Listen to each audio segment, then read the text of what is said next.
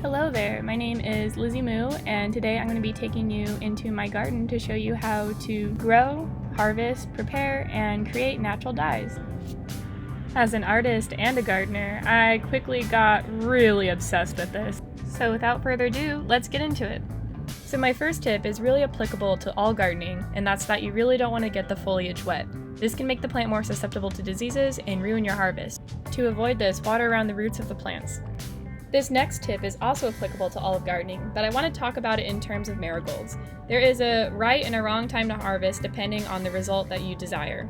So for this first bloom, you can see that the inner petals haven't quite opened up yet, which means that the flower is not mature enough. This second flower, all the petals have opened up, the color's looking great, this is perfect for harvesting. This last one is a little too old, I still sometimes use them, but you've clearly lost a lot of product in not harvesting soon enough. I also feel like I should note that this harvest is in September, but I planted this raised bed back in the middle of summer, and I have still been harvesting all the way through December. Okay, one more harvest to get some carrots from my garden, and we'll go on to the next step. So in order to make natural dyes from these plants, you need to be able to dry them out first. I like to do this by separating them and putting them in these trays. For the carrot tops, I'm going to separate the tops from the carrots, which I will enjoy as a snack, and put them in the same tray as the marigolds. Okay, I've emptied all the marigolds into their jars, and now I'm going to continue working on the new marigold petals. I'm going to grab each one separately, pull the little petals away, and I like to clip the green part off as opposed to clipping the petals off. So you can see I'm pulling the petals, I'm pushing the little green part through the blades of the scissors. There you go. And then I'm going to grab it, clip, and I just hold on to the little green thing. Honestly, I have found that that's the easiest way to do this. I also like to keep my marigold color separate, although I haven't noticed a huge difference in the ultimate color of the dye. Alright, let's fast forward 1 month, and here's what the tray is looking like now. We can see that everything's had a nice dry.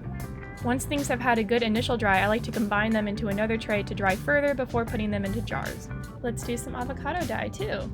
You're definitely going to want to wash these and then set them out for a long time. The older that they are, the better the dye will be.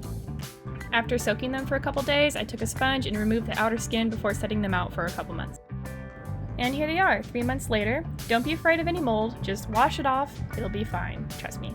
Alright, let's mordant our fabrics. For cellulose fibers, I'm going to use aluminum acetate, which you definitely need to use a dust mask for. I recommend looking up online how much to use for your fabric. I also recommend using a food scale to be able to measure your fabric. The proper way to mix in a mordant is by putting it in a separate cup, adding hot water, dissolving it, and then adding it to the pot. I feel like this is a great time to talk about some safety and sustainable practices when it comes to dyeing. You really do not want to use pots, spoons, tongs, measuring tools, etc. that you would use for food. I recommend you thrift stainless steel pots to exclusively use for this. I also want to highly implore that you do not eat or drink while you're working on this. Do not prepare food next to the working pots, and always wash your hands after working and before eating. Alright, and I'm going to be doing the same thing to mordant my silk, except I'm going to be using cream of tartar and alum. Again, I recommend Googling to see how much to use for your fabric. For best results after mordanting, leave the fabric on the stove to cool overnight. And now we're at my favorite part, where we get to make the actual dye. I'm going to go ahead and dump the marigold petals into separate pots and let those boil for a while. My rule of thumb when I'm working on this is to check on the stove every 10 minutes. Safety first! When I do these check-ins, I like to use a silver ladle to check on the color of the dye. When the color's where I want it to be, I will move it off the heat so that it won't be changing color anymore. I then grab a little strainer, strain out all of the dye materials, leaving me with just the dye.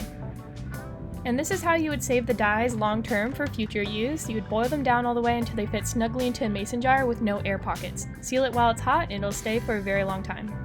Alright, let's get some eucalyptus leaves, some carrot tops, and avocado pits, and we're going to throw those in the water. Fun fact, I harvested these eucalyptus leaves on Election Day 2020, and those avocado pits came from my restaurant's sister restaurant. Alright, I'm doing my check-ins, and I'm looking at the color of the dyes, and again, I'm pulling them off the stove when I like the color. If you're a first timer, I recommend cutting some samples and throwing them in the pots to see how the color is turning out as you go.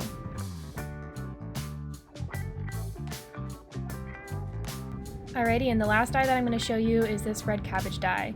I like it because you can get a wide variety of colors, but I don't like it because it's really hard to control the color, so it's a really hit or miss kind of a dye. I made that dye and then I saved it for a month, and that's the one that you see on the bottom right hand corner of the stove there. The thing about red cabbage dye that makes it really fun is that you can add baking soda to make it bluer and you can add vinegar to make it pinker. However, this means that the final color isn't really stable and even a wash can change the color in the garment. It's because of this that it's often referred to as a stain rather than a dye.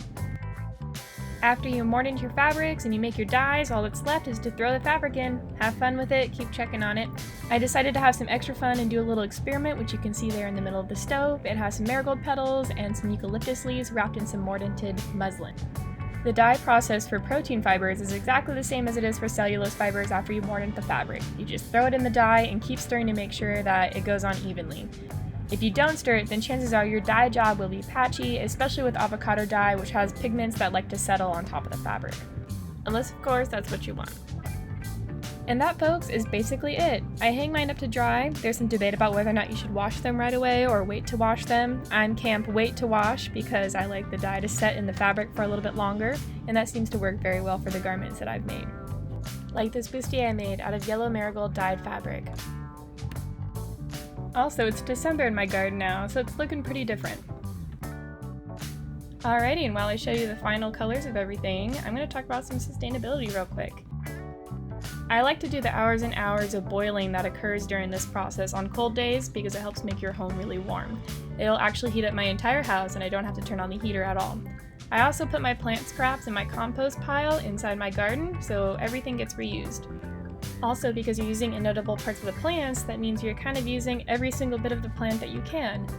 However, keep in mind that is another reason why you should use equipment specifically for this process to not contaminate food.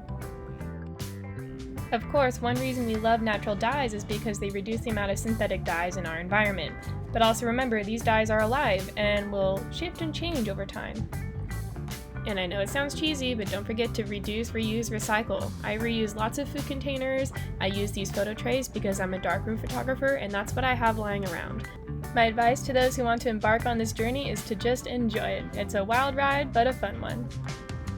And that's all, folks. I hope you had just as much fun watching this video as I did making it.